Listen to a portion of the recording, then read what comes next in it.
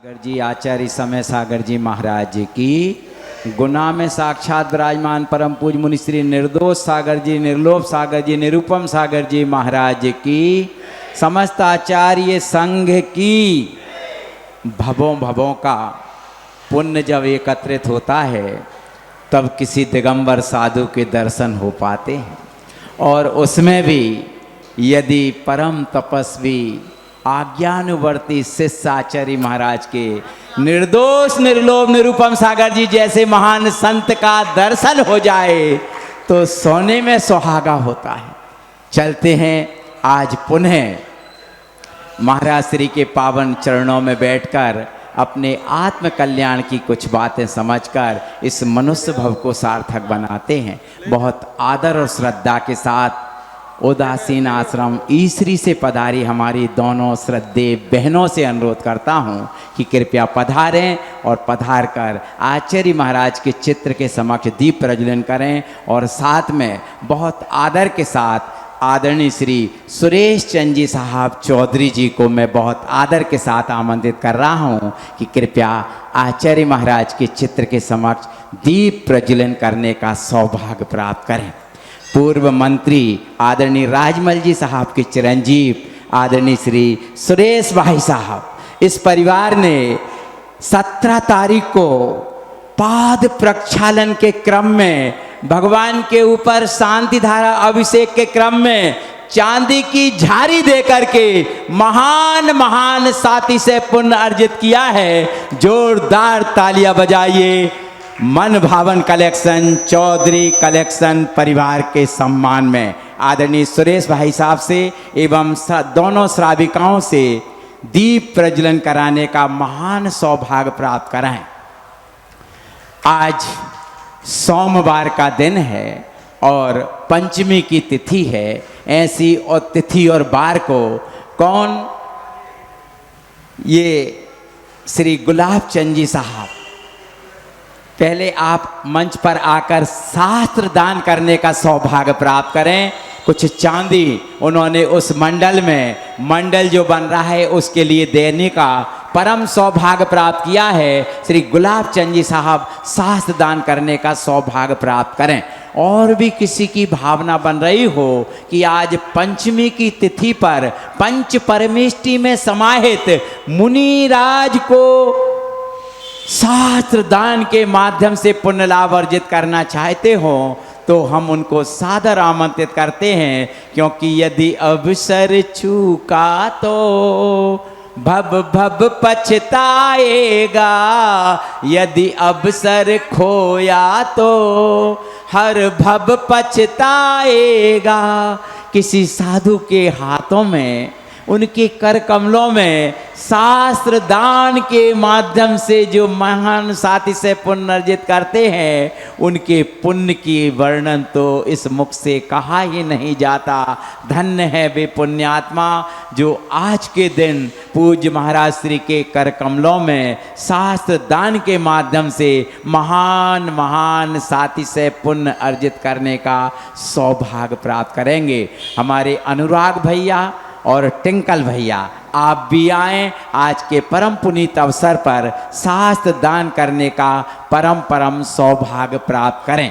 चलते हैं पूज्य महाराज श्री हमारे समक्ष विराजमान हैं, उनके युगल चरणों में सत सत नमोस्तु अर्पित करते हुए प्रार्थना करते हैं कि पुरुषार्थ सिद्धि उपाय नामक ग्रंथ और उसमें भी सम्यक चारित्र की वर्णन चल रहा है। हम सौभाग्यशाली हैं कि इस वर्णन को हम भोपाल से हमारे पधारे अतिथिगणों से अनुरोध करते हैं कि वह भी शास्त्र दान करने का सौभाग्य प्राप्त करें। भोपाल से पधारे आदरणीय सम्मानीय अतिथिगण पधारें, शास्त्र दान करें।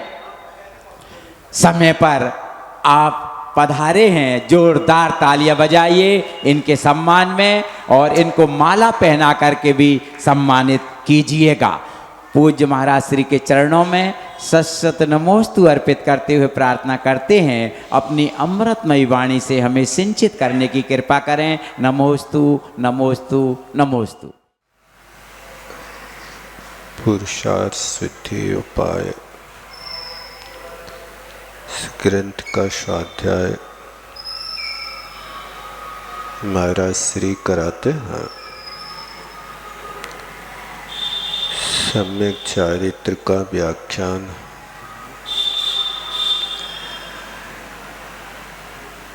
अमृत स्वामी ने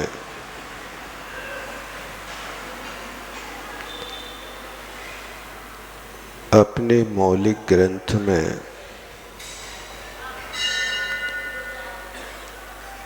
जैसा अहिंसा का वर्णन किया है वैसा आपको अन्यत्र देखने को नहीं मिलेगा।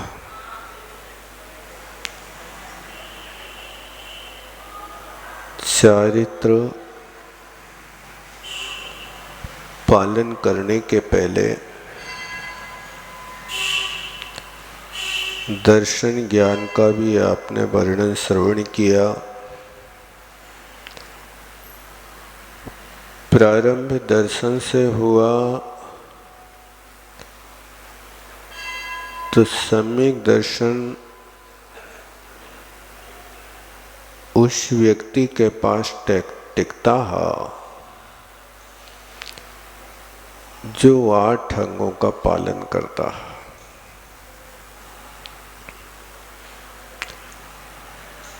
सम्यक दर्शन के 8 अंग सम्यक दर्शन को मजबूत बनाता है।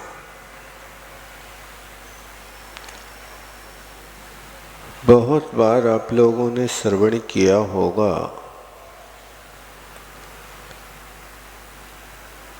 लेकिन बहुत अच्छे से संभाल करके रखना बहुत आवश्यक है।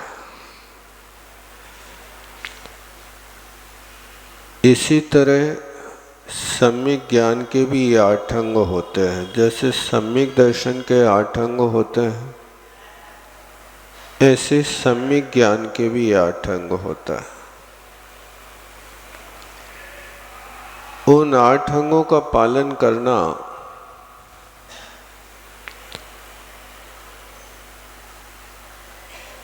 इसलिए जरूरी है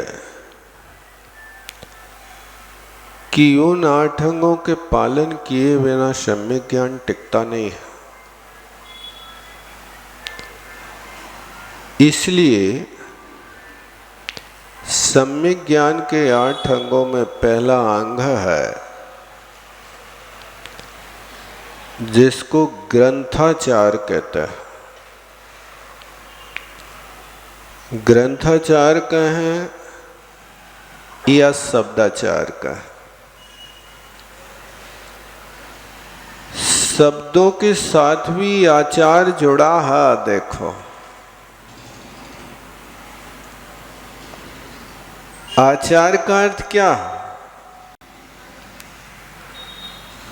यानी शब्दों का प्रयोग कैसे करना है, उसका नाम शब्दाचार होता है।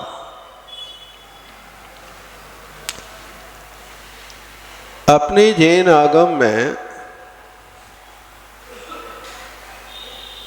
64 वर्ण माने जाते हैं। अन्यत्र 64 वर्णों की व्यवस्था नहीं होती है। अन्यत्र 47 वर्णों की व्यवस्था है। 33 व्यंजन और 14 स्वर।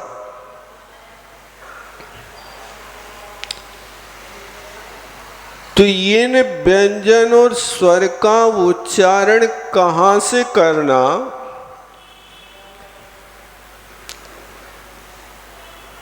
अपने मुख में 8 स्थान माने जाते हैं।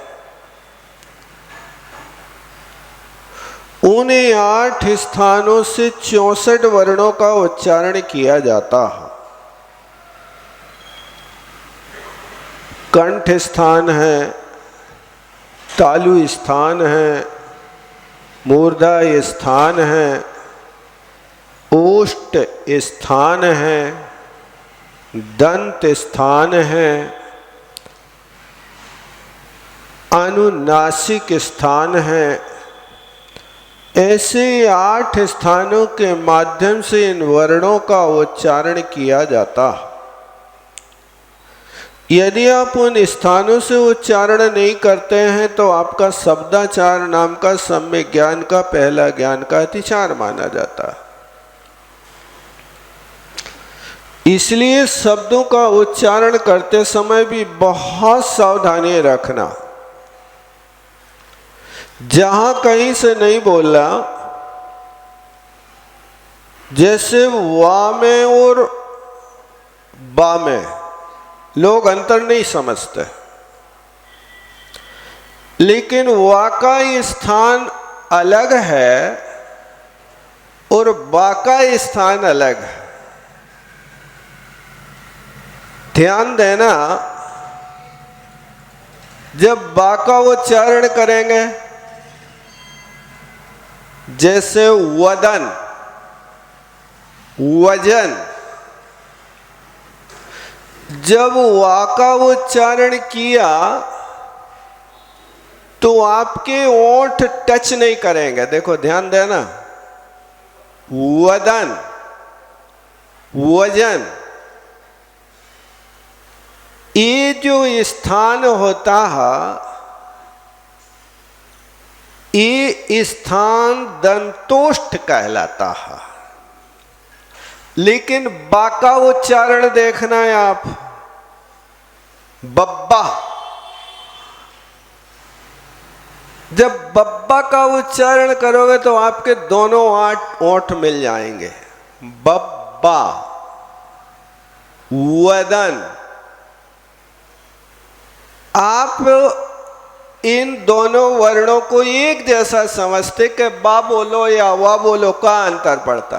अंतर नहीं पड़ता बेटा, जमीन आसमान का अंतर पड़ जाता है। जब वदन बोलोगे तो ओंठ छू नहीं पाएंगे, और बब्बा बोलोगे तो ओंठ को छोड़ के आप बोल नहीं पाओगे। ओंठ को बांध करके आप पवर्ग का उच्चारण करो, पा, बा। अब जिस व्यक्ति के ओष्ठ ना हो वो पाफा बाभा वा का उच्चारण कर ही नहीं सकता।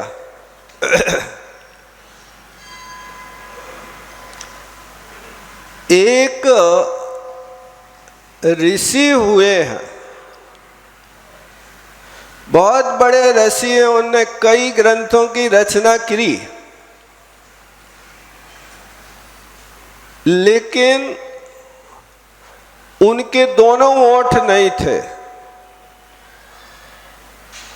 तो उनने अपनी रचना में ओष्ठ स्थानीय वर्णों का प्रयोग ही नहीं किया। कोई भी वर्ण पूरी रचना में पा, फा, बा, भा वाला नहीं मिलेगा। जैसे भक्तावर जी के 48 काव्य लिखे हैं, तो उसमें सब वर्ण मिलेंगे, लेकिन झगड़े का झा नहीं मिलेगा। आपको खोजना है, आपको ही मिल जाए तो। झगड़े के झा की रचना उसमें नहीं हुई। कहने का मतलब है, आपको वर्णमाला सिखाई जाती है तो वर्णमाला बहुत महत्वपूर्ण है कि उस वर्ण को कहां से कैसा बोलना है। उच्चैरुदात्ता, जब कभी भी उच्च स्थानीय वर्ण बोले जाते हैं तो धारा यूं बह करके यूं जाती है। नीचैरनुदात्ता, ये जैसे चमर ढुलते हैं ना, तो जिस समय चंवर नीचे से ऊपर जाते हैं वो उदात्तता को सूचित करता है, और जब समर नीचे ऊपर से नीचे आते तो ये अनुदात्त वर्णों को सूचित करता है। ये उदात्त, अनुदात्त, समाहारित आदि वर्ण होते हैं। ये सम्यक ज्ञान का पहला अंग है। इसलिए शब्दों का उच्चारण हो तो वो शब्द सही हो, सार्थक हो, निष्प्रयोजन हो। अब यदि पुस्तक में लिखा गलत है तो वहाँ सुधार कर पढ़ने की कोशिश करो, नहीं तो गलती सलती जैसे होता वैसा पढ़ते जाते उसका फल नहीं होता। एक महानुभाव मेरी भावना पढ़ रहे थे भाई साहब, और जहां मेरी भावना में आता है ना गुरु की स्तुति, विषयों की आशा नहीं जिनके साम्य भाव धन रखते हैं, तो वे महानुभाव इस पद को पढ़ रहे थे कि बिटियों की आशा नहीं जिनके साम्य भाव धन रखते हैं। एक बार उनसे पूछा कि भैया क्या पढ़ रहे, सही तो पढ़ रहे, अर्थ बता दो इसका क्या होता। तो उनने हमें ही समझा दो। बोले जिनको बिटियां नहीं होती वे बड़े सुखी रहते, साम्य भाव धन रखते हैं।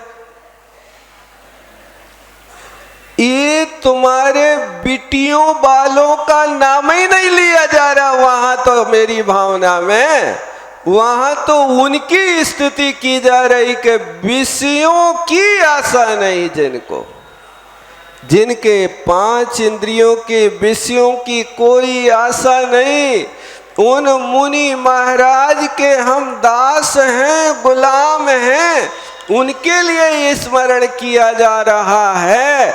यहाँ बिटियों की आशा का प्रसंग क्या है? इस शब्दाचार को तुमने बदल दिया, सही शब्द का उच्चारण नहीं किया और उस शब्द के अर्थ को सही नहीं समझा। इसलिए कोई भी क्रिया करो बहुत समझदारी से करो, शब्द सही उच्चारण हो, और उस शब्द के उच्चारण में कहीं सामने वाले को कंफ्यूज ना हो जाए, इसका भी ध्यान रखो। कहा प्रसंग कैसा लगा है उस प्रसंग को समझने का प्रयास करो, क्योंकि एक शब्द के अनेक अर्थ होते हैं। एक सेठ जी बाहर जाने के लिए तैयार खड़े थे। उनने अपने नौकर को कहा वो व्रत कर सेंधव माने। हे नौकर तुम सेंधव लाओ। तो नौकर ने सेंधव का अर्थ नमक समझ लिया, जबकि सेंधव का नाम अर्थ घोड़ा होता है। अब घोड़ा भी अर्थ है, नमक भी अर्थ है।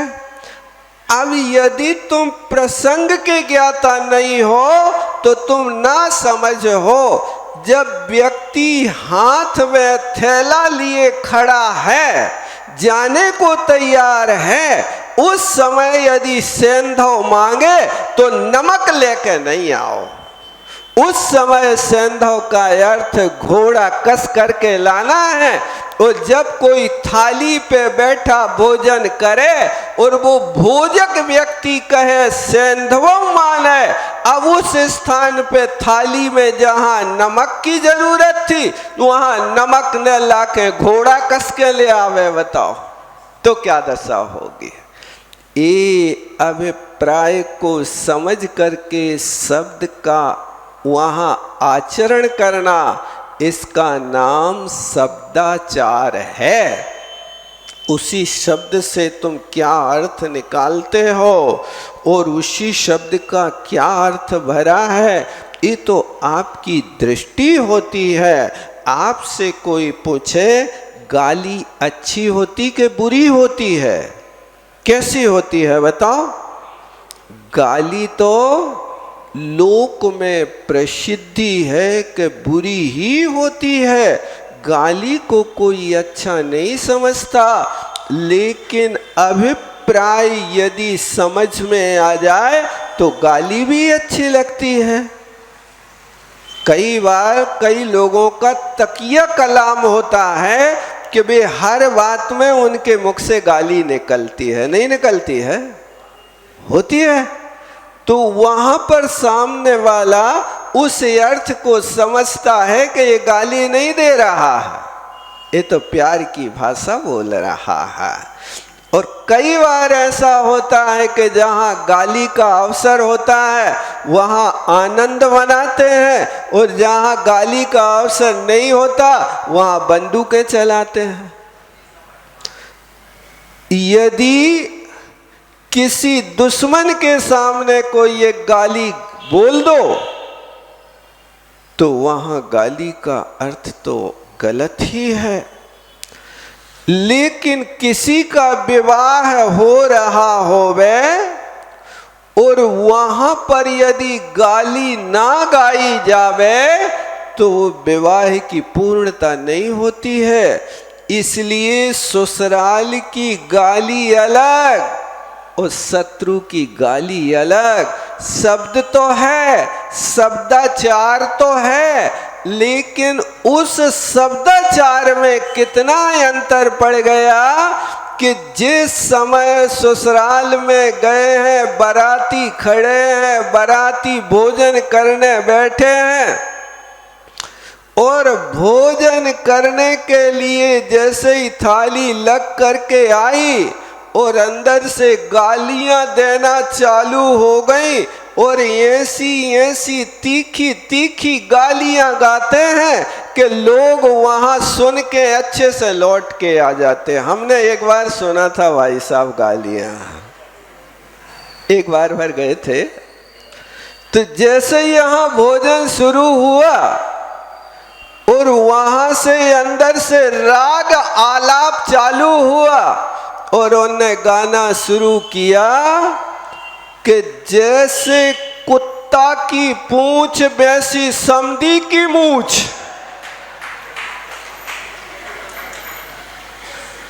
इसको सुन करके हम तो लड़का के बाप को ही देखा रहे कि ये कई हथियार तो नहीं उठा रहा है, लेकिन उसने कुछ नहीं उठाया और बड़ी शांति से हंसते हंसते पूड़ी और दाल खा के आ गया। अब वो पूड़ी दाल परोसी जा रही थी तो फिर दूसरी गाली उड़ी को लेकर के सुनाई कि जे ऐसे भूखमरा आए कि डलिया भर पूड़ी खा गए, टंकी भर दाल पी गए, तो भी भोजन छोड़ के नहीं भागे वे और खाते रहे। एक गाली तो है, लेकिन क्या है? अच्छी है कि बुरी है? अच्छी लग रही कि बुरी लग रही? ऐसी धज्जियां उड़ाई जा रही हैं, लेकिन एक गाली में परीक्षा छिपी है। एक गाली देकर के हम तुम्हें उकसा रहे हैं, वे लड़की वाले तुम्हारी परीक्षा कर रहे हैं कि तुम कितने गहरे पानी में हो।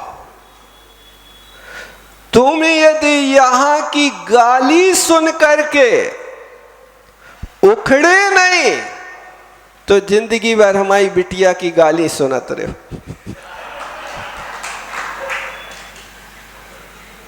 क्योंकि तुम्हारे लाना ये गालियों का फार्मूला ही दिया जा रहा है।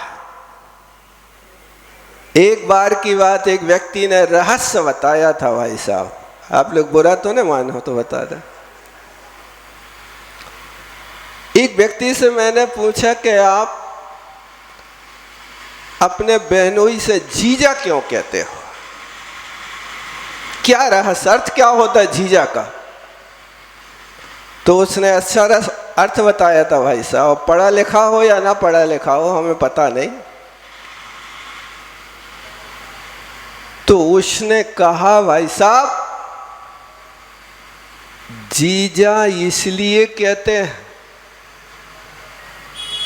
कि रे भोले प्राणी, मैंने तुझे दवाई तो मरने की दी है, इस मरने की दवाई को खाके भी जी जा तो जी जा। इसलिए उससे कह रहे जी जा। मैंने कहा यार देखो, ये बिना पढ़ा लिखा आदमी होकर के भी कितने फार्मूला जानता है। ये शब्दाचार है कि वो वहाँ तुम्हारी परीक्षा ले रहा है और वो ससुराल की गाली को सुन लिया जाता है। इस ससुराल में यही सुनाएंगे, इसका नाम लोक व्यवहार में शब्दाचार है। ऐसा लोक प्रचलित हुआ करता है और आगम के परिप्रेक्ष्य में जो अर्थ लगाना है उस अर्थ को उस रीति से लगाना, इसका नाम भी शब्दाचार है। अब सेंधव का अर्थ घोड़ा भी होता है, सेंधव का अर्थ नमक भी होता है। अब प्रसंग देखना पड़ेगा कि तुम यदि भोजन करने बैठे हो और सेंधव मांगा जा रहा है तो नमक परोसना, और यदि कोई थैला लेकर के तैयार खड़ा है और सेंधव मांगे तो वहाँ पर आपके लिए घोड़ा की व्यवस्था करना। ये शब्दाचार है कि जहाँ जैसी ज़रूरत है उस ज़रूरत के अनुसार उन शब्दों का प्रयोग करना, इसी का नाम तो सम्यक ज्ञान है। और फिर इसके बाद दूसरे नंबर पर आता है अर्थाचार। अर्थाचार का अर्थ होता है कि उस शब्द में से अर्थ निकालना। तुम उस शब्द से अर्थ क्या निकाल रहे हो? अब कहा नवम कंबलम माने। अब इसका अर्थ नौ का अर्थ दो होता है। नवम कंबलम माने एक अर्थ होता नया कंबल और दूसरा अर्थ होता नो गिनती वाले नो कंबल। नवम कंबलम कहा। अब तुम नया कंबल अर्थ निकाल रहे हो कि नो संख्या निकाल रहे हो? क्या निकालोगे बताओ? ये वहां पर अर्थ को प्रसंग के अनुसार निकाल करके लाना, इसका नाम अर्थाचार है। तुम धन संग्रह कर रहे हो, हम भी धन कर रहे हैं। तो एक पढ़ने वाला विद्यार्थी पुस्तक पढ़ रहा है और एक विद्यार्थी दुकान चला रहा है। दोनों धन अर्जन कर रहे हैं, लेकिन पुस्तक पढ़ने वाला विद्यार्थी विद्या धनम सर्व धन प्रधानम, विद्या धन को भी धन कहते हैं, सब धनों में प्रधान है। ये विद्या धन जोड़ रहा है, वहाँ परिग्रह रूपी धन जोड़ रहा है। ये यहाँ पर इसको अर्थाचार कहते हैं। किस शब्द का क्या अर्थ होता है, यदि तुम शब्द का अर्थ सही नहीं निकालते हो। एक महानुभाव से पूछा, भैया सदाचार का अर्थ बताओ क्या होता है? तो उसने कहा सदाचार का अर्थ है कि सदा एक के चार करो, इसका नाम सदाचार है। सही है अर्थ, ये अर्थाचार है। ये अर्थ हो सकता है, लेकिन कोई स्वार्थी व्यक्ति का अर्थ हो सकता है, किंतु सदाचार का अर्थ तो यही होता है कि तुम अपना आचरण हमेशा एक सा बना करके रखो। आप अवसरवादी हो, 10 लक्षण में आते हैं तो 10 लक्षण का आचार तुम्हारा अलग होता है, अष्टांगों का आचार अलग होता है, और खाने का आचार अलग होता है, और दुनिया के लोक व्यवहार चलाने के आचार अलग होते हैं। इन सब चीजों के ऊपर आचार का अर्थ क्या है, लेकिन सदाचार का अर्थ जब भी होता है तब यहाँ पर अपन को आचरण से लगाना कि सदा व्यसन मुक्त बनो, सदा पाप मुक्त बनो, सदा पाप भीरू बनो, सदा धर्म से प्रीति करो। इसका नाम सदाचार होता है, इसका नाम होता है अर्थाचार। शब्दाचार, अर्थाचार, उन शब्द और अर्थ को सही ढंग से पढ़ना। अकेले शब्द को पढ़ लो और हम पढ़ कर के वहाँ पर सौंप देवें, इससे काम नहीं होता। हम भगवान के यहाँ रोज पढ़ लेते हैं, जासो पूजो परम पद देव शास्त्र गुरु तीन, जासो पूजो परम पद हो। अर्थ पता है कि नहीं है कछु? जासो माने क्या होता है? जासो पूजो, कासो पूजो, काय के लाने पूज रहे? ऐसे पूज रहे कि हे भगवान हमारो क्षुधा रोग नाश हो जाए। अब वो क्षुधा रोग नाश करने के लिए हमने भगवान के सामने पढ़ा तो है कि बाबर फैनी गोंजा याद घृत में लेत पकाई। पढ़ रहे कि नहीं पढ़ रहे?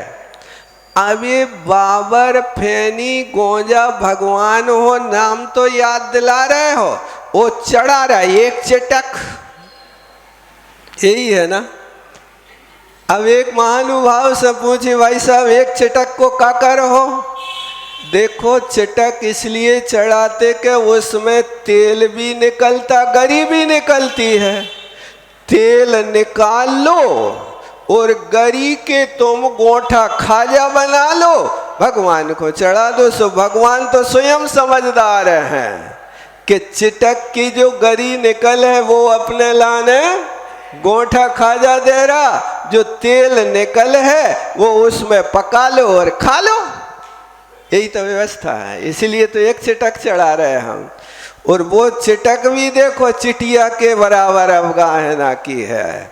और कभी कभी अवसर मिले तो एक चिटक को और चटका चटका के 10-5 लोगों को बांट दे हैं, नहीं करते। और इतने में मन न भरे तो फिर एक रकाबी में एक चिटक रखो और पूरी सभा को पकड़ाया, ले तुमने भी चढ़ा ली, तुमने भी चढ़ा ली। ऐसे ही करते हैं ना।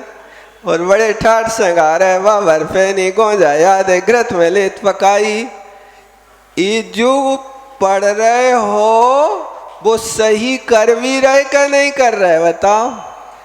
अब उतनी सी चिटक चढ़े हो और बड़े जोर से कहो ओम ह्रीम देव शास्त्र गुरुभ्यो का क्षुधा रोग विनाशना है। स्वयं थाली भर भर के खा है और भगवान हो चिटक चढ़ा। अरे कम से कम नैवेद्य के रूप में एक नारियल तो रोज चढ़ा, नहीं चढ़ा सकते? बहुत महंगा है वो भी 20 रुपया को तो बहुत है। 25, कोई बात नहीं, देख लेना जितने का है। मैं तो अनुमान से बता रहा हूं कि इतने का आता होगा। तो ये जो कह रहे कुछ, कर रहे कुछ, ये अर्थाचार वास्तविक करो। जैसे आप वहाँ वास्तविकता भगवान की भक्ति करते ना, आंखों से आंसू भरते हुए, हमें सकत सो ना यहाँ कर थापना।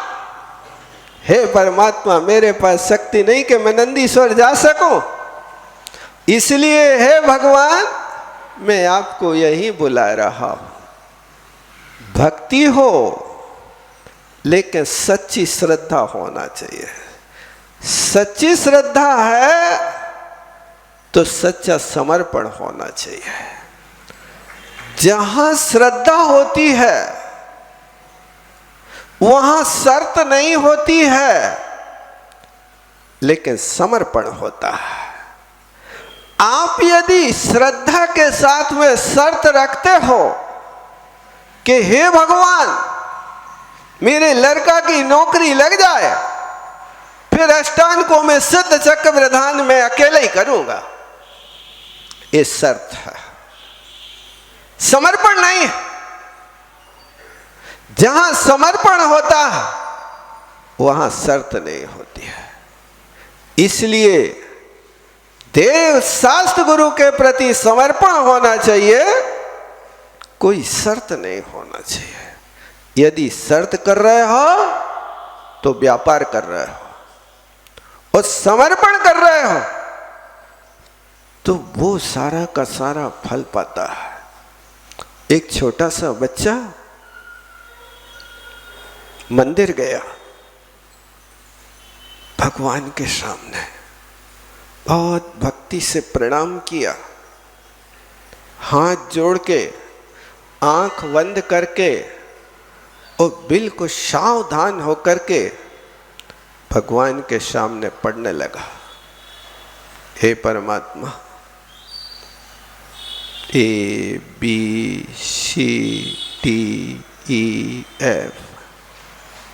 बहुत अच्छे ढंग से पढ़ रहा। किसी बाजू वाले व्यक्ति ने टोक दिया, क्यों बेटा वर्णमाला याद कर रहे? नहीं, मैं तो भगवान की भक्ति कर रहा हूं। ABCD में भक्ति होती है। तो बच्चा बड़ा प्यारा जवाब देता है, कहता है अंकल जी, ना मैं कोई स्तुति जानता हूँ, ना मैं कोई वंदना जानता हूँ, ना मैं कोई भक्ति जानता हूँ, मैं तो सिर्फ भगवान के सामने श्रद्धा के साथ अपनी भावना का समर्पण कर रहा हूँ। और वो बच्चा कहता है कि भैया जितनी भी अच्छी अच्छी स्तुति, जितनी भी अच्छी अच्छी लावनी, जितनी भी अच्छी अच्छी वंदना बनती है तो इसी वर्णमाला से बनती है। इसलिए मैंने तो भगवान को सारी वर्णमाला सौंप दी कि हे भगवान तुम्हें जो अच्छी स्तुति लगे इस वर्णमाला में से बना लेना है। इसलिए मैंने सब कुछ सौंप दिया भगवान को। ये होता है श्रद्धा के साथ समर्पण। तो जहाँ श्रद्धा के साथ समर्पण होता है वहाँ कोई शर्त नहीं की जाती है। इसलिए वास्तव में हमेशा ध्यान रखो, अपने जीवन में शर्त, शिकायत, स्वार्थ और असंतोष, ये जीवन में 4 चीजें नहीं होना चाहिए। फिर से बोलो, शर्त, किसी भी कार्य में शर्त मत लगाओ। शर्त का काम जुआ का होता है, और जुआ किसी का सगा ना हुआ, जुआ किसी का सगा नहीं होता। इसलिए शर्त नहीं, सही कार्य करो। और शिकायत नहीं, हमने तुमसे सलाह ली, और तुम्हारी सलाह के अनुसार हमने काम करना चालू कर दिया, अब वो हमें सफलता नहीं मिली, तो तुम्हें ने तो कही थी कि ऐसो कर लो, सो हमने कर लो। अब कोई व्यक्ति पूछता है, भाई साहब उनकी लड़की कैसी है? अब उसने कह दिया अच्छी है। अब तुमने शादी कर ली। अब आके 4 दिन बाद चाची ताड़का बन गई। अब यहाँ आकर के उसके, अरे तुमने कही थी सो हमने कर लो, नहीं तो हम तो बिल्कुल ही नहीं मूड में थे। सही कह रहे हो। उनके कहने से कही कि तुम सालों से लगे हो कि हमारा लड़का ढक जाए, ब्याह जाए, नहीं दुनिया का क्या है। ये सब बातें तो तुम सालों से मूड में बैठे थे, उस सामने वाले व्यक्ति ने थोड़ी दलाली कर दी, सो तुम्हारो काम बन गयो, अब तुम उसको शिकायत कर रहे हो। अब वो मतलब शिकायत का कार्य कभी ठीक नहीं रहता। यदि किसी से सलाह ली है तो उपकारी मान करके उसको कभी उलाहना मत देना जीवन में कि तुमने कहा था सो कर लिया, नहीं, यही करना था हमें तो भैया, आपने बहुत बड़ा उपकार किया कि हमारे लिए सहयोगी बन गया। इसलिए काम बिगड़ भी जाए तो भी किसी से शिकायत नहीं करो। और होता यह है कि पहले हम उनको अच्छा सलाहकार मानते हैं, उनसे श्रद्धा रखते हैं, और फिर काम बिगड़ने लगता है तो हम शिकायत करने लगते हैं। ये अच्छा नहीं माना जाता। इसलिए कोशिश करो न शर्त हो, न शिकायत हो, न स्वार्थ हो। निस्वार्थ वृत्ति से काम करने की कोशिश करो। और चौथी बात है कि जीवन में असंतोष ना हो। जो भी प्राप्त है वो ही पर्याप्त है। इस संतोष का जीवन सबसे सुखी जीवन माना जाता है। इसलिए इन चीज़ों को हमेशा अपनाने की कोशिश करो। इसका नाम यहाँ पर सम्यक ज्ञान के इन अंगों में, 8 अंगों में, इस अंग को अर्थाचार कहते हैं। और तीसरा अंग होता है जिसको उभयाचार कहते हैं। उभयाचार का अर्थ होता है शब्द भी हो और अर्थ भी हो, यानी शब्द का उच्चारण भी जिस स्थान से कहा जा रहा है उस स्थान से होना चाहिए। यदि शब्द बदल जाता है तो अर्थ बदल जाता है। देखो, जैसे मान लीजिए आप 3 प्रकार के सकार पढ़ते हैं, एक षटकोण वाला सा, एक शक्कर वाला सा और एक सरौता वाला, 3 सा है ना। तो इन 3 सकारों को एक ही जैसा कहीं भी प्रयोग कर देते हैं कि इसके अर्थ भिन्न होते हैं। देखो, एक शकल और एक सकल, एक शक्कर के सा के साथ में सकल है और एक सरौता के सा के साथ सकल है। दोनों जगह सकल लिखा है। सकल का अर्थ समझ गए? तो यहाँ जो शक्कर के सा के साथ में कल जुड़ा, उस शकल का अर्थ होता है टुकड़ा, और जो सरौता के सा के साथ होता है उसका, उस सकल का अर्थ होता है संपूर्ण। अपन बिनती पढ़ते ना, सकल गे ज्ञायक तदपि निजानंद रसलीन। हे भगवान, आप सकल गे माने लोक के जितने गे हैं उनके आप ज्ञायक हो, फिर भी आप ज्ञायक होकर के अपने आनंद में लीन रहते हो। और उस सकल के स्थान पे इसी पंक्ति को थोड़ा सा बदल दो, जो सकल गे ज्ञायक तदपि निजानंद रसलीन को अब ऐसा कर लो कि अब तालव्य सा के साथ इसका प्रयोग करो। तो वो पंक्ति पढ़ना कि सकल गे ज्ञायक तदपि परानंद रसलीन। अंतर समझे कि नहीं? क्या समझे? यहां कहा सकल गे ज्ञायक तदपि परानंद रसलीन, यानी इस शकल का अर्थ हो गया टुकड़ा, यानी छोटा सा ज्ञान तो है और वो ही छोटा सा ज्ञान परानंद, परानंद माने पर द्रव्य में आनंद लूट रहा है। और हे केवली भगवान, आपका ज्ञान सकल गे को जान रहा है, फिर भी निजानंद रसलीन अपने आनंद का रस ले रहे हो। ये सकल का अर्थ टुकड़ा और उस शकल का अर्थ पूरा, ये अंतर यदि शब्द के अर्थ को नहीं समझो तो ऐसा अर्थ हो सकता है, विपरीत अर्थ हो जाता है। इसलिए वर्णमाला को भी अच्छी तरह से समझना, लिखना, उच्चारण करना, ये सम्यक ज्ञान का पहला अंग है। और फिर उस शब्द का सही अर्थ निकाल लेना, इसका नाम शब्दाचार के साथ अर्थाचार है। और जो शब्द को और अर्थ को दोनों को समझदारी से पढ़ता है, उसके लिए अलौकिक आनंद होता है। आप भगवान की पूजा करो, लेकिन उस शब्द के और अर्थ के दोनों के साथ में यदि उच्चारण करते हुए पढ़ोगे तो ऐसा आनंद आएगा जैसे हारमोनिया बजाते समय मिष्ट स्वर निकलता है तो आनंद आता है, ऐसा आनंद आपको भी आएगा। बस कोशिश करो इस तरीके से उस शब्दार्थ, नयार्थ और उभयार्थ दोनों को करने की।